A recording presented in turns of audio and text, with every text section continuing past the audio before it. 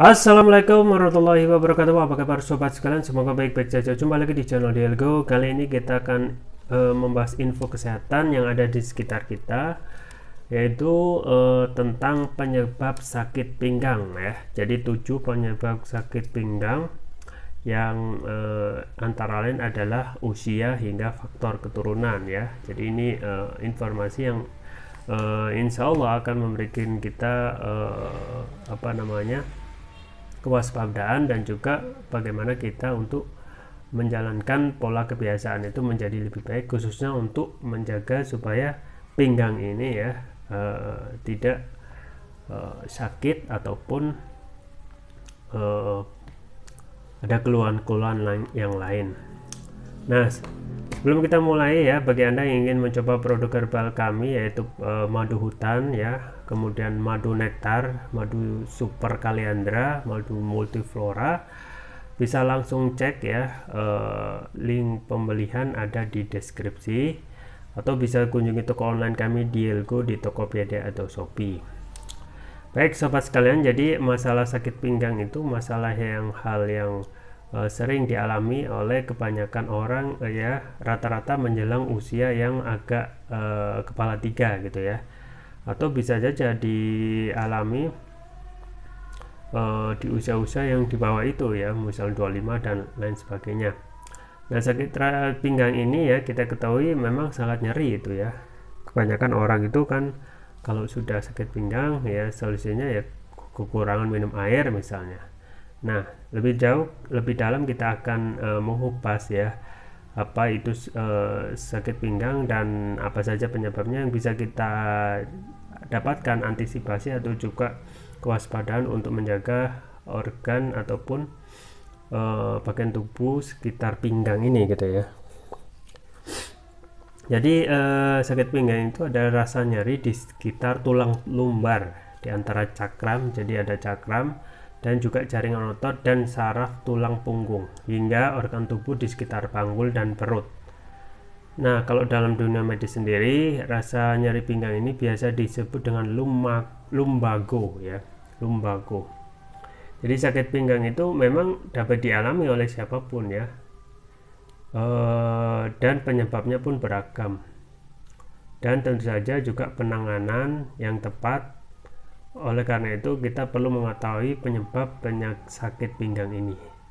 Kalau dalam kasus ringan ya, rasa sakit di area pinggang itu biasanya itu bisa hilang sendiri gitu ya. Tetapi bagi sebagian orang yang usianya agak tua ya, 40 ya menjelang 50, itu kemungkinan akan agak lama sedikit ya. Namun ada juga ya beberapa kasus nyeri pinggang itu perlu diperhatikan, dan yang paling penting adalah bagaimana penanganannya untuk ditangani secara cepat. Nah, apa saja penyebab sakit pinggang? Itu ada 7 yang kita dapatkan dari berbagai sumber.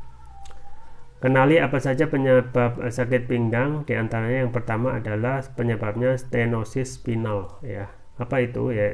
Itu adalah keadaan tulang belakang menyempit dan memberi tekanan pada saraf dan sumsum tulang belakang. Penyebabnya itu adanya penuaan ya pada tulang yang menyebabkan bentuk konstruksi tulang itu berubah sehingga bantalan saraf tulang belakang menekan saraf. Jadi ada penekanan karena faktor penuaan pada tulang ya.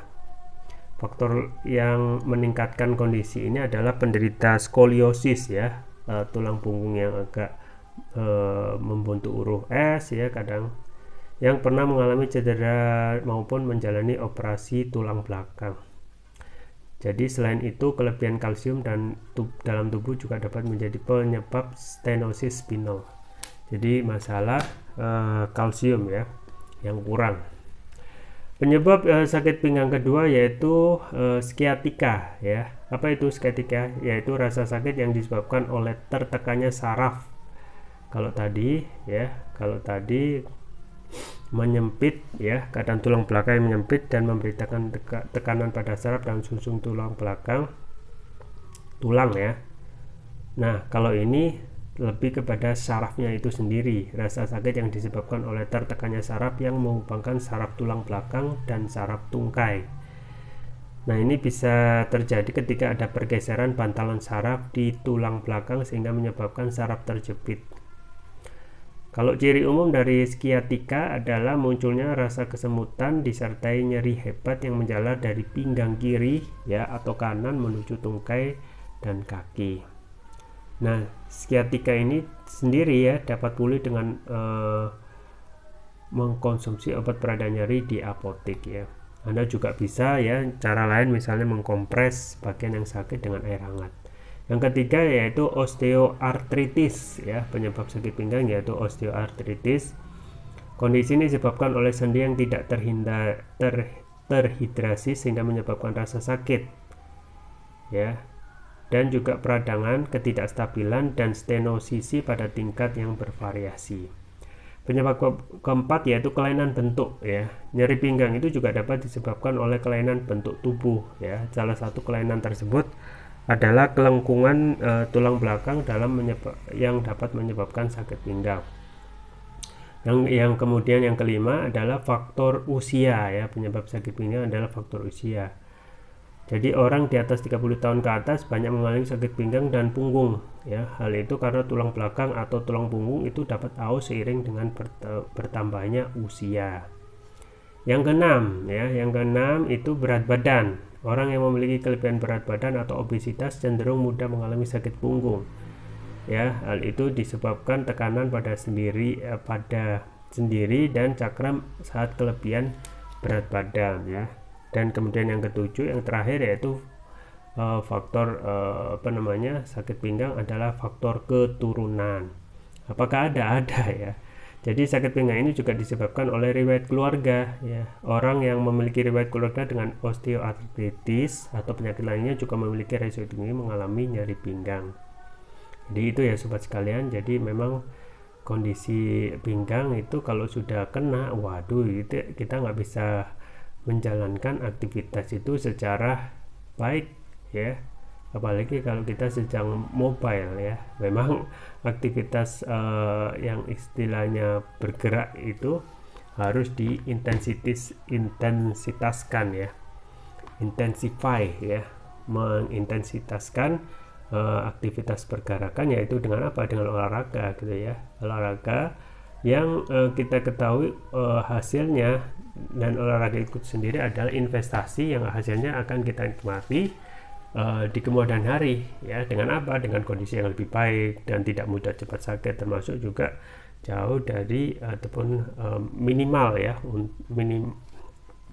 minimalisir ya sakit-sakit seperti sakit pinggang.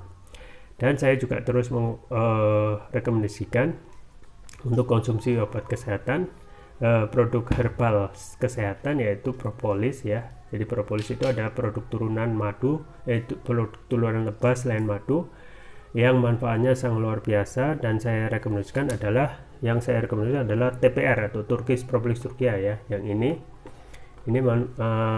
TPR yaitu Turkish Propolis Turkiya sudah memakai nanoteknologi ya.